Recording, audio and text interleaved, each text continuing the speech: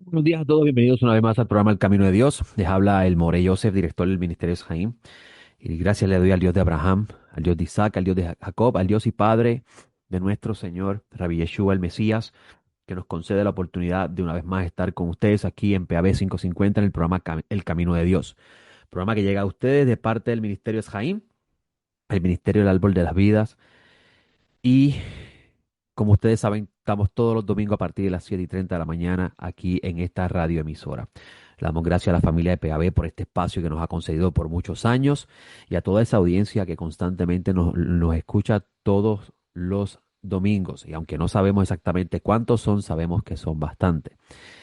Como ustedes saben, el Ministerio de Jaime se dedica a enseñar la Sagrada Escritura desde la perspectiva judía. Esto significa que nosotros enseñamos los textos que consideramos sagrados desde el lente del pensamiento conceptual judío. El Camino Nazareno, mejor dicho, el Ministerio de Jaim tiene un centro de estudio, el Centro de Estudio del Camino Nazareno, que está ubicado en la carretera 511 del barrio Real Anón en Ponce, esto específicamente en el kilómetro 1.8, en el centro comercial Plaza Real Anón. Allí nos reunimos todos los sábados a partir de las 9 de la mañana, donde comenzamos con las oraciones tradicionales de la mañana, la lectura de la porción de la Torá en hebreo y en español, y un comentario de esta. Y ayer estuvimos reunidos, gracias al Eterno, por ese espacio que nos ha concedido para poder recibir a los hermanos que desean conocer el camino de Dios. A las 9 de la mañana estuvimos discutiendo la sección de la Torá titulada Bo. Bo se encuentra en Éxodo capítulo 10, versículo 1 al 13:16. La lectura que hicimos de los profetas es Jeremías 46, 13 al 28, y en los escritos nazarenos leímos Juan 19, 31 al 37. Bo significa ve, pero también se puede traducir como entra. Esto porque la palabra bo es utilizada en la lectura de Noé, donde Noé va a entrar al arca, el barco que él construye, y dice el texto, entra al arca. Y ese texto en hebreo, la palabra entra es la palabra bo. Por eso es que de aquí se ha entendido que no solamente Dios le está diciendo a Moisés que vaya donde Faraón, sino que también entre en él. ¿Y cómo puede Moisés entrar al Faraón? Es uno de los temas que tratamos ayer temprano en la mañana, dentro de todos los temas que tratamos de la Sagrada Escritura, porque nosotros hacemos la lectura y hablamos de temas relacionados dentro del mismo texto y el pensamiento conceptual que los sabios de Israel han desarrollado a lo largo del tiempo, y a la misma vez nos ayuda muchísimo a entender las palabras del Maestro Nazaret, porque cuando Jesús caminó en el mundo, o sea, cuando el Mesías nació, es una forma judía de decir cuando el Mesías nació,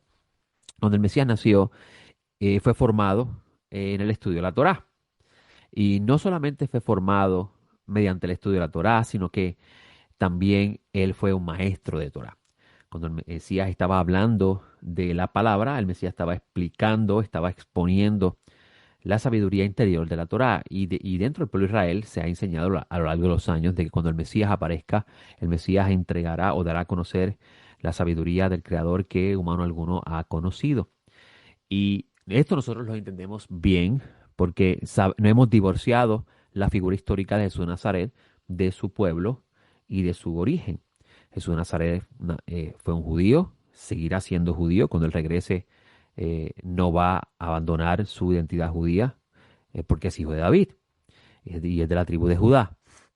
El Mesías nació judío, fue criado dentro de la cultura judía, su pensamiento conceptual era completamente judío, la idea y el conocimiento que él tenía de su Dios y de su Padre era completamente judío, y nosotros tenemos que conocer esto para poder entender mejor las palabras de Jesús de Nazaret. Hoy nos encontramos en el día 25 del mes de enero, que equivale al día 7 del mes de Shevat. El mes de Shevat es conocido como el año nuevo, el mes del año nuevo de los árboles. Esto será la semana próxima, específicamente el día 2 de febrero, que es el 15 de Shevat, se conoce como el año nuevo de los árboles. Y esto marca el inicio o la preparación de lo que va a estar comenzando en los próximos meses como la primavera. Y Cuando dicen que es el árbol año nuevo de los árboles, que ya desde las profundidades de la tierra, la semilla que eventualmente se va a convertir en un árbol empieza a germinar. Y los sadikim, los justos, son comparados a árboles. Y las personas tienen una percepción o una idea con respecto a lo que es un justo bien diferente a lo que el pensamiento conceptual judío habla. La gente piensa que un justo es una persona que nunca comete un error, que es una persona completamente santa, que no hace nada incorrecto.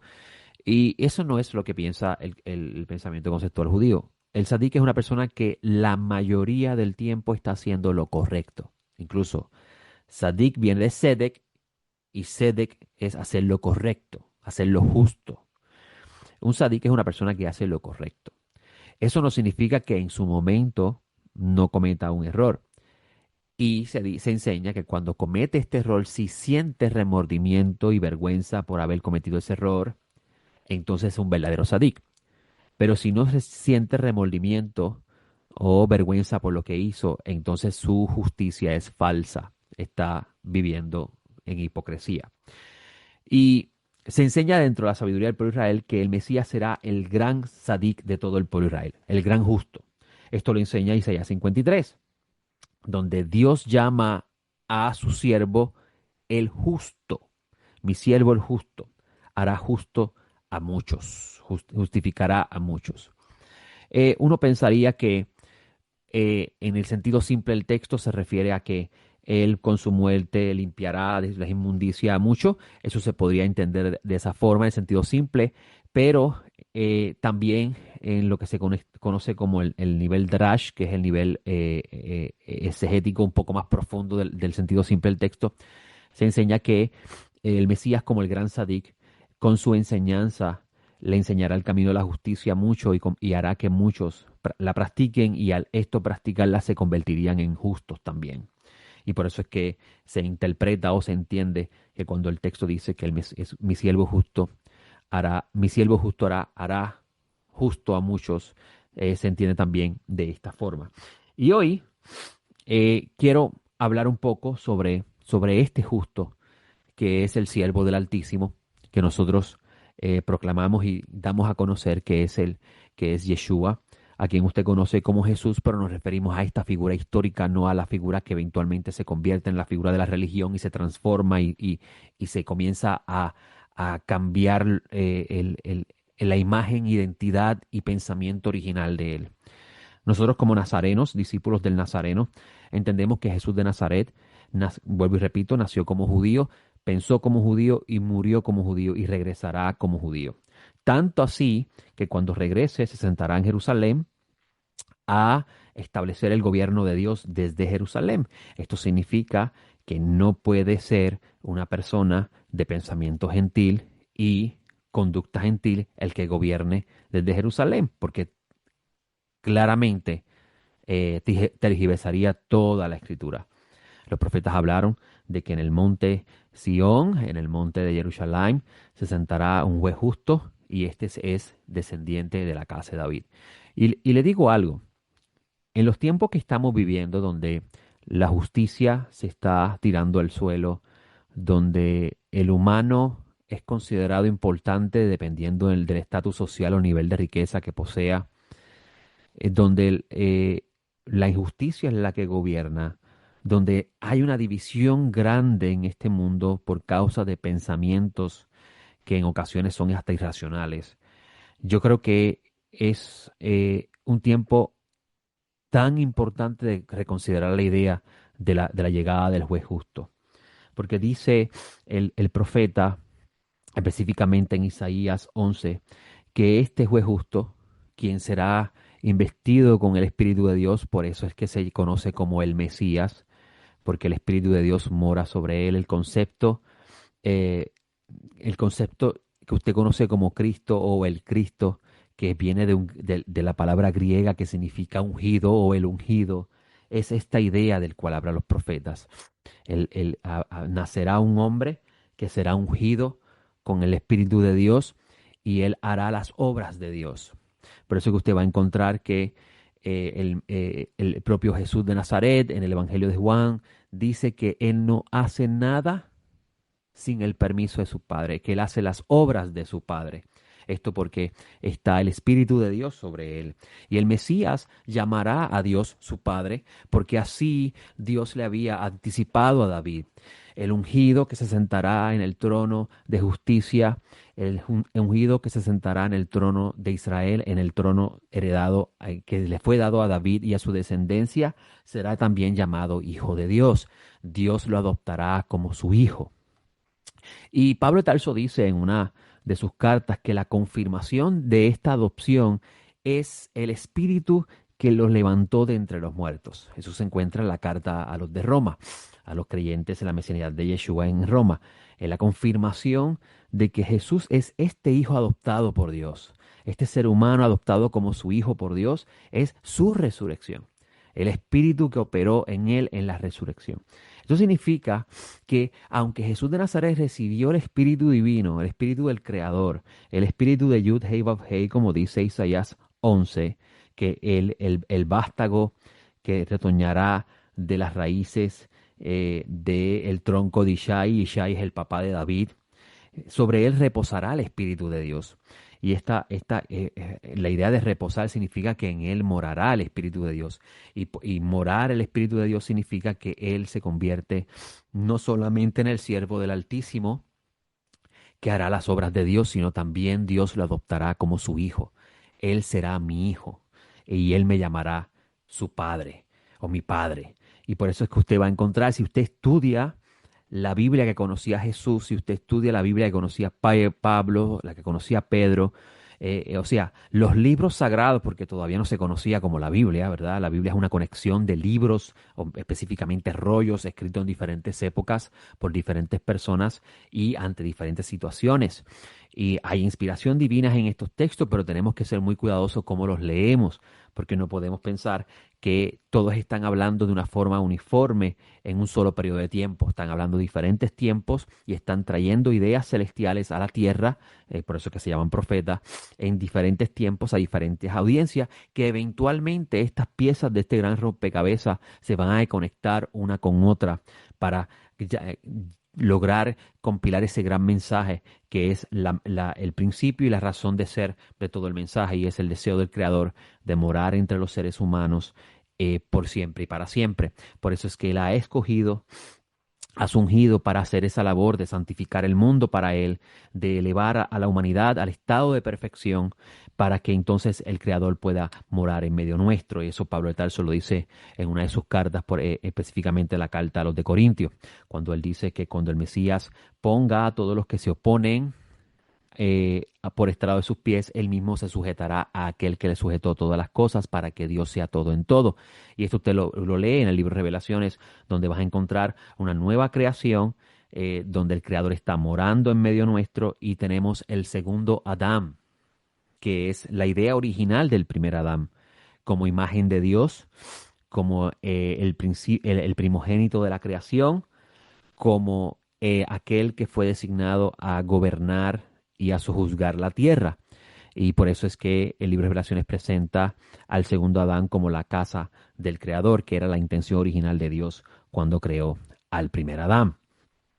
Y este vástago de David que nace, reposará sobre él el Espíritu de Dios, y esto lo convertirá a él en el ungido de Dios. Usted va a encontrar en los evangelios que Jesús se presenta ante Juan, que es la encarnación de la idea de Elías, preparando el camino para el Eterno y su ungido, porque el ungido es el conocido como el mensajero del pacto. Eso es lo que significa el ángel del pacto. En hebreo es malach. Malach significa mensajero. Algunas personas que no conocen el hebreo y han pensado que la Biblia fue escrita en español, o que no conocen el griego, y la raíz de ese pensamiento, de esas palabras griegas en su pensamiento conceptual judío, han pensado que el Mesías preexistía en la forma de un ángel, porque claramente pues leen el ángel del pacto y lo relacionan con el Mesías, pues el Mesías debió haber existido en la forma de un ángel, pero no es así. La palabra malaj en hebreo significa mensajero y el Tanaj, la Biblia hebrea, claramente nos enseña que habían mensajeros celestiales y mensajeros terrenales. Y el Mesías nació en este mundo, es un ser humano igual que nosotros, sujeto a pasiones, por eso es que dice por algún lugar en los escritos nazarenos que fue probado en todo y fue hallado sin mancha. Si él no fuera un ser humano sujeto a pasiones, no había razón alguna para probarlo. Y Dios lo premió por el mérito de haber obedecido hasta el día de su muerte a Dios. Dios lo premió con la resurrección, o sea, se convierte en el primero de la resurrección y con la herencia de todo el mundo. O sea, como dice el Salmo capítulo 2, donde Dios, el salmista dice, yo mismo he ungido a mi siervo en Sión. Y le dice a su siervo, mi hijo eres tú, yo te he engendrado hoy. Pídeme y te daré por herencia las naciones y como posesión tuya los confines de la tierra. Así que Dios, bendito sea, el Dios de Jesús, premió a su ungido con la resurrección, la confirmación de que Él es el Mesías y le dio también por herencia toda la creación. Así que esta es la idea judía, esta es la idea que los nazarenos presentan sobre Jesús, que nosotros debemos conocer para poder identificar al Jesús histórico, al Jesús verdadero, al Jesús puro de los textos nazarenos, que se reconcilia, que se encuentra realmente con lo dicho por los profetas y separarlo de un Jesús que se ha construido extraño y ajeno a su identidad judía y a las profecías que hablan de él. Dice el profeta en el capítulo 11 de Isaías que no solamente morará el Espíritu Eterno sobre él, sino que él se va a deleitar en el temor de Dios. Y deleitarse en el temor de Dios no es otra cosa que el deleitarse en la Torá del Eterno, la ley de Dios. Y la palabra ley no le hace justicia a lo que realmente significa la palabra Torá. La palabra Torá viene de una raíz que significa apuntar con un arco, es como apuntar con un arco y una flecha y dar en el centro de ese objetivo que estás apuntando. Eso es lo que significa la palabra Torá en hebreo. Entonces, cuando se peca, la palabra hebrea para pecar, que tiene múltiples palabras, usted tiene una sola palabra en hebreo para pecado en español, perdón, pero en hebreo hay varias palabras para pecado. Incluso la palabra temor que usted tiene en su Biblia en español, hay varias palabras para temor. Está la palabra pajad y está la palabra yirá. Yirá, la palabra yirá en hebreo que se traduce como temor, habla de un temor reverencial hacia Dios. La palabra pajad habla de un temor con el sentido de tener miedo a ser castigado por hacer algo incorrecto.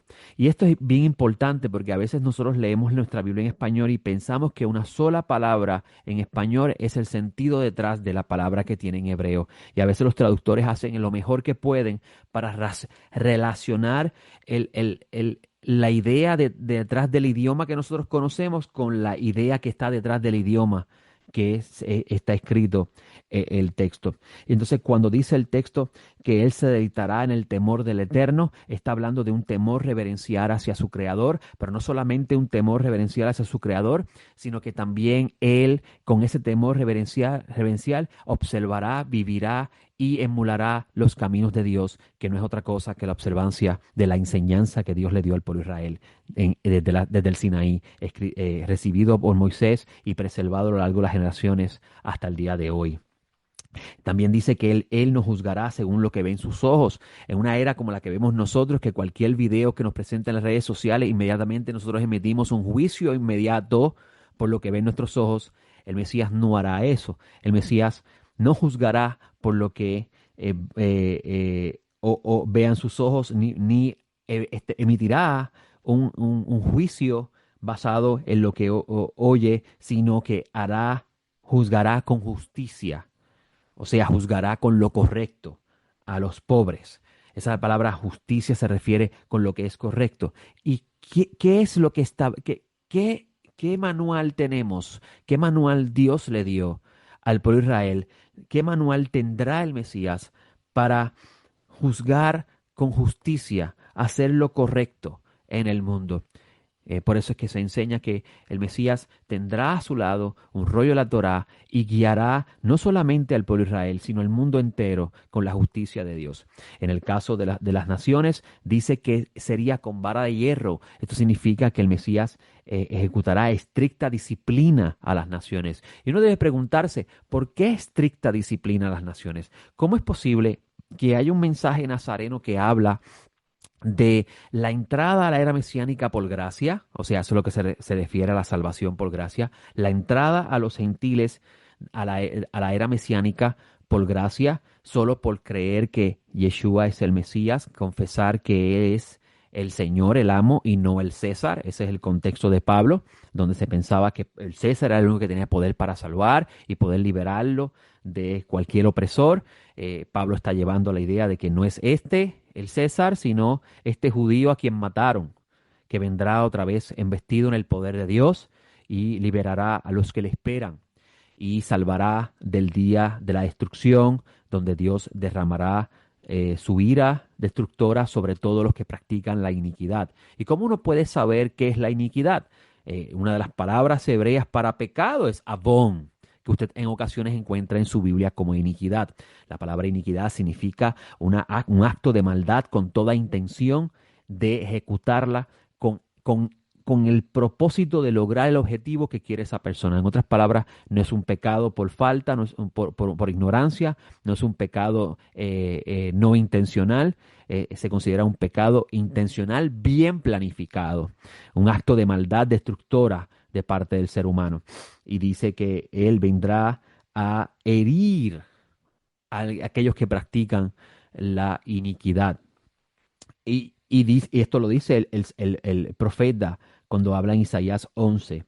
Y dice el versículo 5 que la justicia será el cinto de sus lomos. Pero antes de abundar un poco más, y ya el tiempo avanza, ¿por qué el Mesías tiene que eh, venir y disciplinar a las naciones con vara y hierro?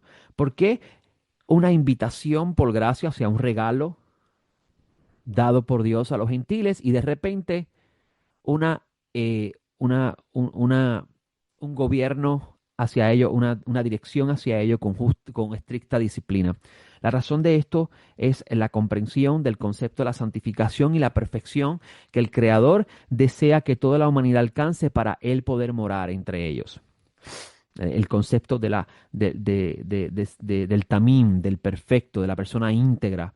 El Mesías él no solamente elevará a Israel, sino que elevará a las naciones en la era mesiánica al estado de perfección, para que entonces una vez es todo el mundo perfeccionado en la obra de Dios, puedan entonces entrar al Olam Jabá, a la nueva creación, donde existirá solamente la perfección por siempre y para siempre. No existirá nada que sea contrario a la perfección. Por eso es que dice el libro de Revelaciones que no habrá llanto, no habrá dolor, no habrá muerte, no habrá actos de maldad del ser humano, que son elementos de la imperfección. Y por eso es que vas a encontrar que la nueva creación se habla de la morada del Creador y su Mesías en medio de nosotros como el segundo Adán. Y no solamente eso, le voy a invitar a reflexionar sobre algo muy interesante en el libro de Revelaciones. El libro de Revelaciones dice que en el centro del río, que es un concepto un poquito complicado, está relacionado eh, a, al texto del Salmo 1 y a la visión que tiene Ezequiel de los árboles que están a la orilla de las aguas que fluyen del trono. El libro de Revelaciones lo coloca en el centro de las aguas que fluyen del trono, o sea, en el centro del río. Eso es algo bastante complejo para poder explicarlo hoy, pero lo interesante es que habla de un árbol que produce 12 frutos y cuyas hojas son para sanidad de las naciones. Y uno debe preguntarse, ¿por qué las hojas son para sanidad de las naciones? ¿Qué idea nosotros tenemos de la nueva creación que no se ajusta a lo que el pensamiento conceptual judío y el libro de Revelaciones, que es un libro completamente judío, habla? Ayer estaba hablando un poco sobre el sabor judío, la judeidad del libro de Revelaciones. Usted, por ejemplo, va a encontrar en el libro de Revelaciones capítulo 4 que los que están presentes en la corte celestial del Creador, en esta visión mística que tiene Juan en Patmos, le están diciendo al Creador, que es el que está sentado en el trono, recuerde que el que está sentado en el trono es Dios y al frente de él está su ungido. Su ungido se va a presentar ante él como aquel que venció y ascendió las escaleras de la santificación y la perfección, un concepto judío que no puedo hablar en estos momentos. Pero el versículo 11 de ese capítulo 4 dice, digno eres, oh Señor y Dios nuestro. Ese texto, si lo fuera a llevar estrictamente al pensamiento conceptual hebreo, sería Adonai Elohenu. Y esto nos recuerda el Shema. El Shema, que es la oración más importante de la fe de Israel, que incluso Yeshua dice, a Yeshua le preguntan cuál es el primer mandamiento, y él dice en Marcos que el primer mandamiento es creer que Dios es uno. Y el concepto de uno en el pensamiento conceptual judío no es el concepto del uno que hoy se habla de tres en uno en tres. Eso no existía en la mentalidad de Jesús.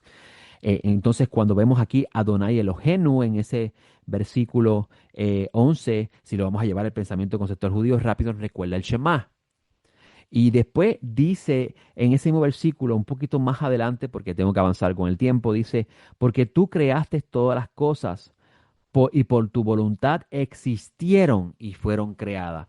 No se supone que diga por tu voluntad fueron creadas y existieron. ¿Por qué dice por tu voluntad existieron y fueron creadas? Ayer estábamos hablando de eso en nuestro centro de estudio y estábamos explicando que en el pensamiento conceptual judío, en el lenguaje humano se dice que Dios pensó todas las cosas, las ideó en su mente y después las creó.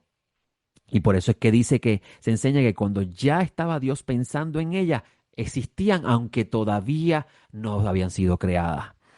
Y usted va a encontrar los midrashim dentro del pueblo de Israel que dicen, por ejemplo, que el animal que estaba entre las malezas en el momento que Abraham está presentando a su hijo, obedeciendo a Dios con respecto a su hijo Isaac, que no estaba en escena allí, no se hablaba sobre él.